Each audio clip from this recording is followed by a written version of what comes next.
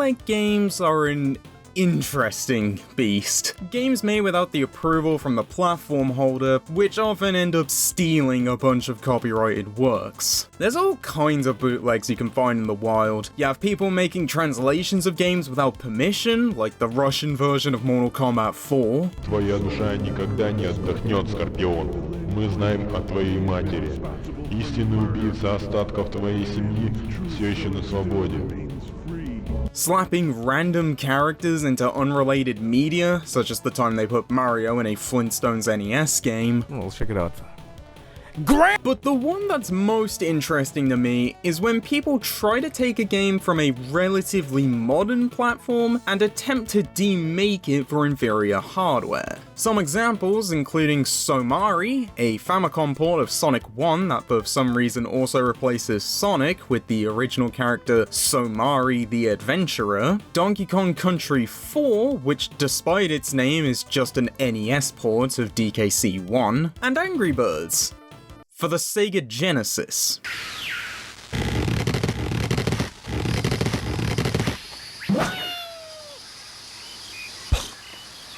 Was this a warning of the Rovio buyout? These games all tend to be pretty bad, usually due to the fact these systems just inherently can't run the titles bootleggers try to put on them, but they tend to get away with it as they usually release for systems that aren't being actively supported anymore, or the people making them do a good job to avoid confrontation with the actual rights holder. So imagine how insane it'd be if someone made one of these kinds of games, went directly to the company who owns the original IP, asked them for approval to release it as an official product, and actually managed to do it. If that sounds too stupid of a situation to be real, allow me to introduce you to Street Fighter 2 for the Sega Master System. Yes, this is in fact real, and Capcom actually did approve it. So your natural reaction to this news is likely,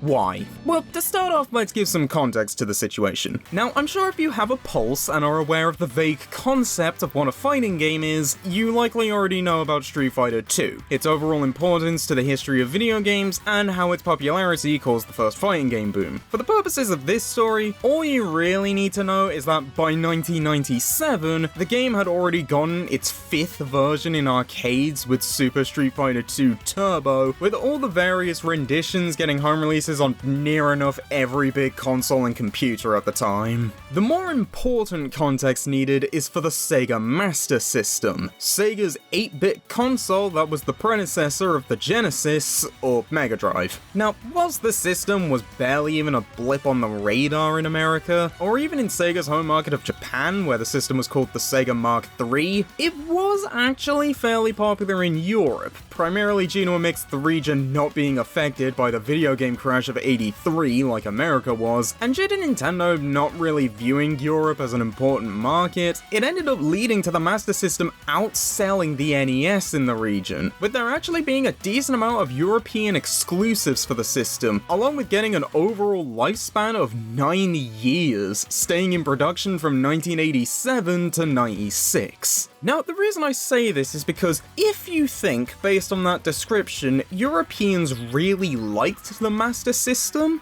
Brazilians fucking adore this thing, as over there, the system still hasn't been officially discontinued since it came out over there in 1989, with it sometimes being reported that the Master System can outsell some of the biggest modern platforms in the region thanks to various plug-and-play style releases. The main reasoning behind this is down to the fact that in Brazil, the system isn't actually distributed by Sega, instead being handled by the Brazil-based toy and electronics company Tectoy, who ended up building a strong relationship with Sega after forming a deal to sell a laser gun toy based on the anime Zillion in the region, with their ability to make the toy sell better in Brazil than it did in Japan, leading them to become the sole distributor of Sega consoles over there, with them managing to gain around 80% ownership of Brazil's 8-bit game market. Point of all this, Master System, really big deal in Brazil. Now, I can only assume that at some point, Tectoy noticed how successful Street Fighter 2 was and realized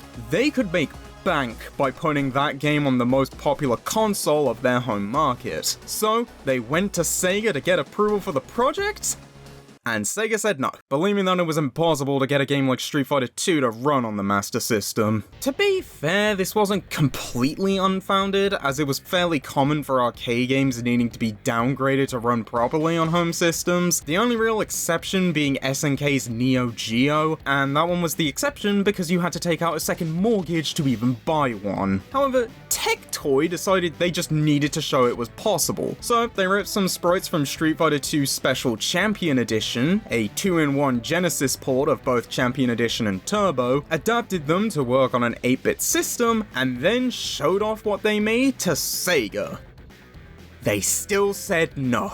At this point, Tectoy could have given up and just accepted the fact they weren't going to get approval for this, but they decided to just continue with it anyway, and after spending a couple months ripping and adapting sprites from the Genesis port, and about another 5 months on development, they finally finished their Master System conversion. Now, before we get to how they managed to get this officially released, let's quickly go over the game itself. So the port is primarily based off of Champion Edition, which was basically just vanilla Street Fighter 2, but with the ability to play as the 4 boss characters and the option for mirror matches. Now, the Master System version does allow you to play as 3 of the bosses, with Balrog, Bison, and Sagat. However, in addition to Vega being absent, the aforementioned bosses haven't been given new slots on the roster, and instead have just completely replaced Zangief, E Honda, and Dulcim. In addition, a bunch of characters' moves ended up having to be removed, a sacrifice made due to the fact that the Master System controller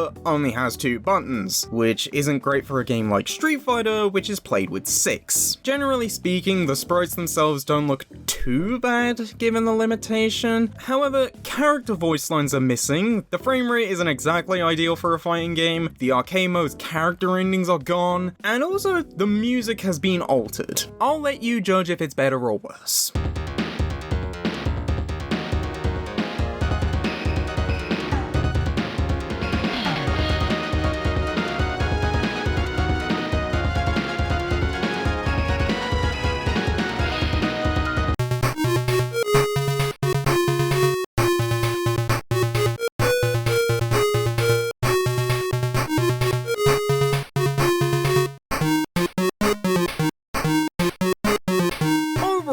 It's far from the ideal way of playing Street Fighter 2, but it's still pretty impressive that Tectoy even managed to get it working on the system at all. So by this point, all Tectoy needed to do was get approval to release the game, and they can make bank from all the Master System owners wanting to play Street Fighter 2. Now, by this point, it was fairly clear Sega were not going to help them. So if they wanted this done, they'd have to go to Capcom instead. But understanding they'd likely turn them down after finding out it was a Master System port, due to a general reluctancy from studios wanting to put brand new titles on what's generally viewed as outdated hardware, so Tectoy decided to pull a sneaky move. When they presented the game to Capcom, they hid the console that was running the game and handed the Capcom representatives Genesis controllers. The idea being they were going to trick them into meeting by lying that what they made was a Genesis conversion. After the Capcom representatives played the game for a bit and unsurprisingly said the port was pretty shit, Tectoy then revealed that they were actually playing on the Master System the whole time. At which point the Capcom reps, impressed with how well the game played for what it was running on, decided to give them the green light to release it,